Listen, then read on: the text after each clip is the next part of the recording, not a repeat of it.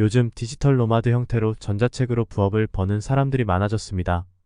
자신의 특기, 재능을 활용해서 실물책이 아닌 전자책의 형식으로 판매를 하는 것이죠. 어떤 주제이든지 상관없이 내가 남들에게 도움을 줄 수 있는 것이라면, 내가 작가가 아니어도, 특정 분야의 전문가가 아니어도, 어떤 자격증이 없어도 누구든지 쓸 수 있다는 점이 장점인 분야입니다. 전자책을 쓰는 방법에 대해 말씀드리기 전에 간략하게 전자책의 개념과 판매 구조에 대해 말씀드릴 겸, 전자책은 실물 형태의 책이 아닌 전자 파일 형태로 제공되기 때문에 파일 형식은 크게 PDF, PPT 형태로 제공됩니다. 보고서 형식처럼 글로 작성한 뒤 PDF로 판매해도 되고, 그림과 글을 함께 작성해서 PPT 형식으로 만들어서 판매할 수 있습니다. 이렇게 작성한 전자책 파일을 필요로 하는 사람들에게 판매하면 되는데요. 판매는 크게 전자책 판매 공식 사이트 잉크몽, 타링, 텀블벅 등에 판매할 수 있고, 개인의 SNS 채널 블로그, 유튜브, 인스타에서 판매할 수도 있습니다. 대략적으로 전자책의 형태와 판매 구조에 대해 말씀드렸는데요. 이렇게 전자책은 자신이 가지고 있는 지식, 재능을 수요가 있는 사람들에게 판매해서 수익을 얻는 구조입니다. 그렇기 때문에 전자책을 쓰는 첫 번째 단계는 내가 어떤 주제로 사람들에게 도움을 줄 수 있는지를 생각해 봐야 합니다. 책이라고 하면 전문적인 분야를 써야 된다고 생각할 수 있는데, 실물책이 아니라 전자책이기 때문에 전문적인 주제가 아닌 일상생활 속 주제로도 충분히 누구나 작성할 수 있습니다. 예를 들어 내가 소개팅 경험이 많다면 소개팅에서 성공 확률 높이는 방법에 대한 주제로 전자책을 쓸 수 있고요.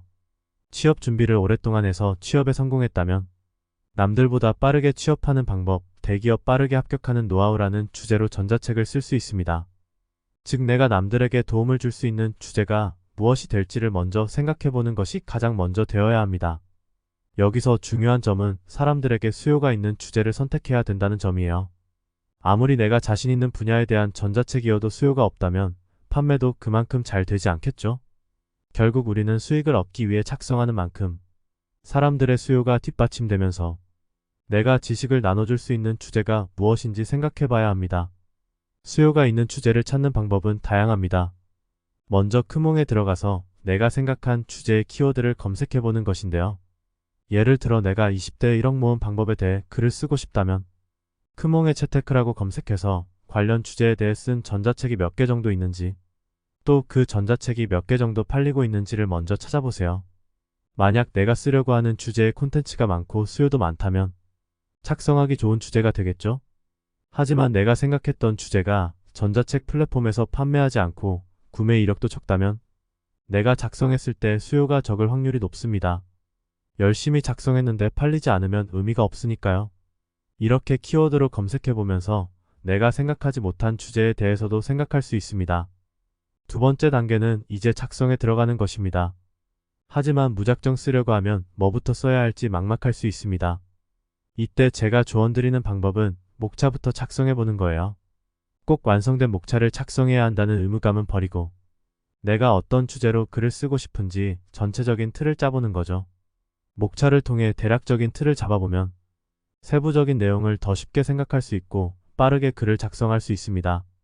예를 들어 20대 1억 모은 방법에 대해 전자책을 작성한다고 하면 크게 목차는 1, 인트로 2, 더 벌기 3, 아껴 쓰기 4, 투자 방법 5, 마무리, 이렇게 5가지로 나눌 수 있어요.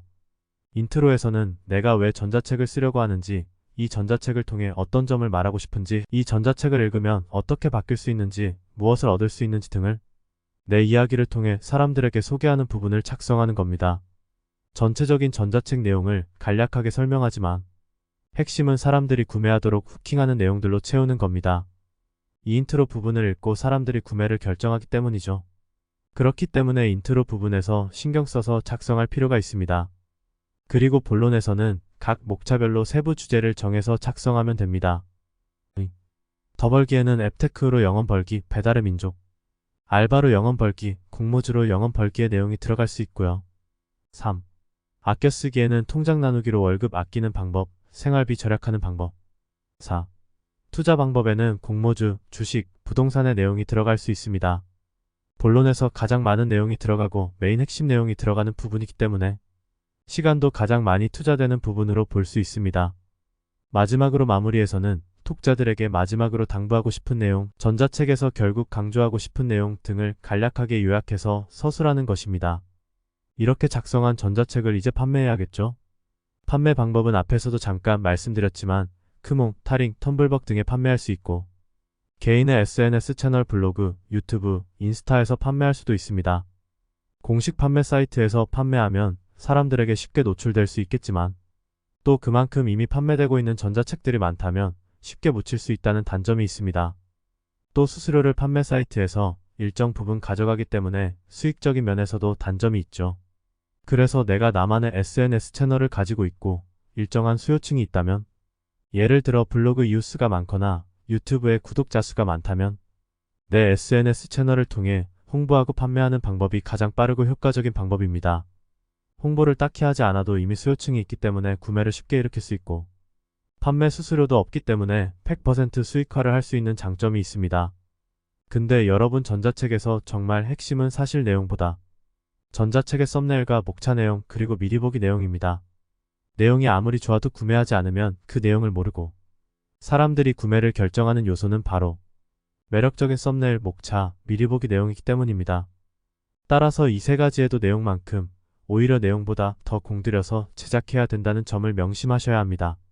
내 전자책 주제와 비슷한 전자책들의 썸네일은 어떻게 제작했는지, 목차와 미리 보기 내용은 어떻게 선별했는지 등을 벤치마킹 해보는 것이 가장 좋습니다. 오늘 이렇게 전자책 작성하는 방법을 크게 3단계로 나눠서 말씀드렸는데요. 책이라는 이유로 쉽게 접근하기 어려워 보일 수 있지만 나만의 재능과 특기가 무엇인지 곰곰이 생각해보면 여러분들도 충분히 전자책을 작성할 수 있습니다. 전자책으로 디지털 노마드, 부수입 수단을 만들어 보는 건 어떨까요?